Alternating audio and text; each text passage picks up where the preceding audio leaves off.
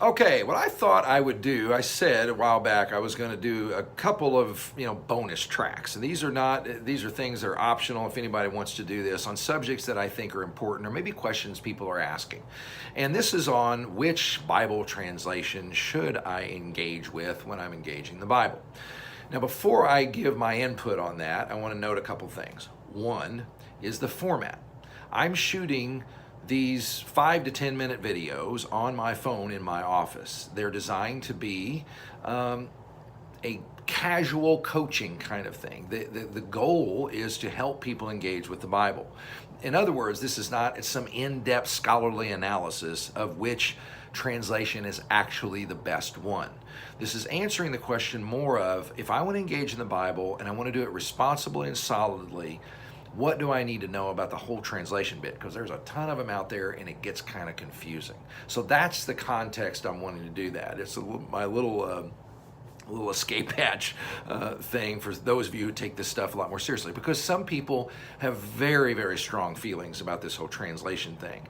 And I'm just going to pass on my experience, and I don't think we should have nearly as strong feelings as we often do.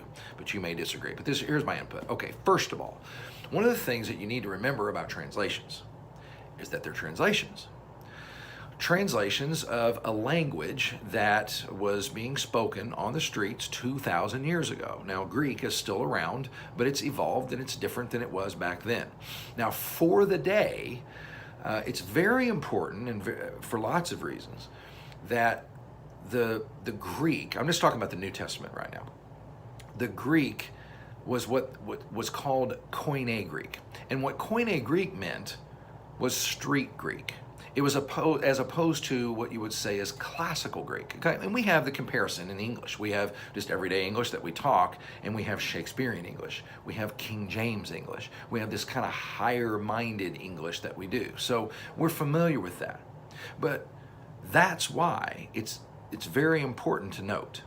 In other words, the New Testament was written in street language. Now, I don't mean like, guttural kind of, real super slangy type of language.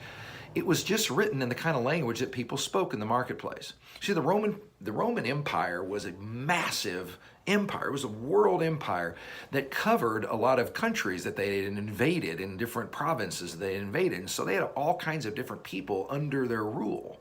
And the way Koine Greek functioned was, most often, and Jesus would have had this, you had a local language that you spoke, his most likely Aramaic, spoke to the locals, but almost everybody knew Greek to speak to across, because a lot of people from around the Roman Empire that weren't from that area, you could do business and commerce and hang out and communicate with one another in Koine Greek. It was just kind of the traveling one. And then Latin was the more official Roman one and all this kind of stuff. So we have the same kind of thing. When you travel, it's kind of cool. English is the universal language, if there is one at all. You travel to foreign environments, especially you walk through the airport, they'll have the local language and they'll have English. That's how it works. So Koine Greek functioned that way. So it's very important to note that, though, because one of the foundations of these Bible coaching, Bible engagement videos is the Bible claims to be, about itself, breathed out by God. The God of the universe wanted it the way it is. And he chose for his new covenant communication, New Testament. Again, these can be related to the Old Testament, but I'll extend it to that.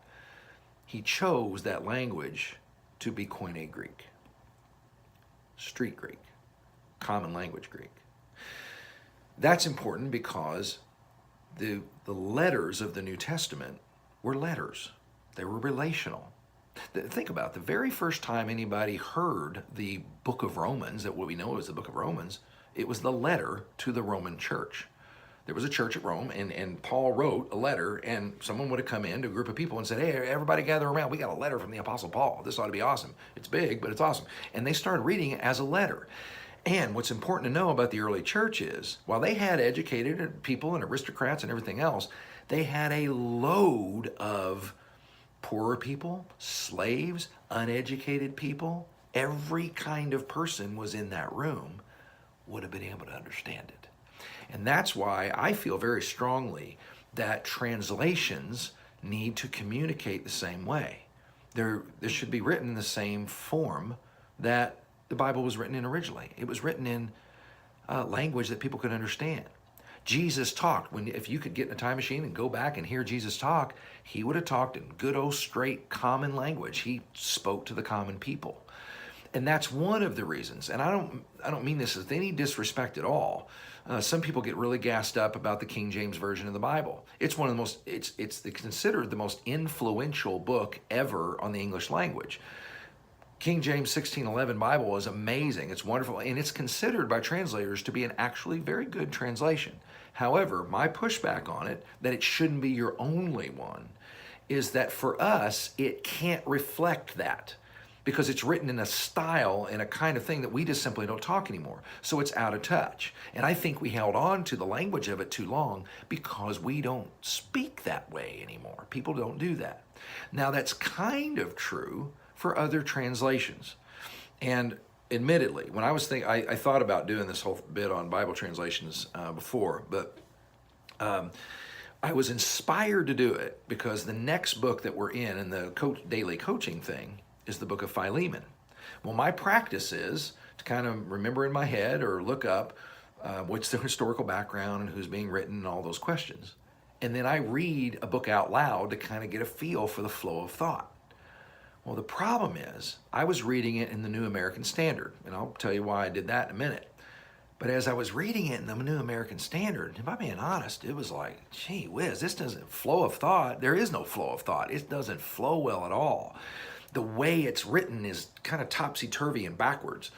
And so it was hard to hear it. And I'm convinced that the original hearers that were hearing the original Greek, they didn't go, gosh, Paul sure does talk funny. He sure is hard to understand. I think they just listened to a letter. So I have a lot of respect for, and I encourage translations that get you to that same feeling. Now that's what you have to understand about where some of the debate is and where some of the philosophies around translations are. See, I read the New American Standard translation of the Bible because it is considered by the people that I know who know Greek, I personally don't, who know Greek and are students of Greek. They would say that the New American Standard version of the Bible is arguably the most literal one you can find. It's my professors in college would read the New American Standard. It was kind of known that way. I had a professor in college who used to carry around a Greek Bible everywhere we went, and I know people like that. But those guys usually are New American Standard fans, sometimes English Standard Version fans, because they like that literal thing. You'll see the way it does verbs and things. But the price you pay is a lack of flow of thought. So it's very literalized, if you will. That's a word. Versus, say, the New International Version or the New Living Translation, they are going for kind of how it would have sounded to people. Now, I would argue that you need both. So my answer to the translation thing is just be aware of what the issues are. Because the answer is translations are translations. And you're limited by what you can do with translations. So what you're respecting and honoring is you need to know that there's amazing scholars spent a lot of time on these translations. The New American Standard, the English Standard Version, some of them had a philosophy of really trying to go for a literal thing. Others wanted to go for that flow of thought thing. I recommend being familiar with both. Read both. They'll help you. Sometimes the flow of thought ones will take some liberties with some ideas. The Message kind of does, read that one. I don't personally do it, but it feels like it takes liberties. And way you can trim that off just to make sure you're not getting way out there in some wacky thing is also read the same exact passage in the New American Standard and then read some commentaries. And what you're doing is you're trying to get to, I think the original probably sounded like this.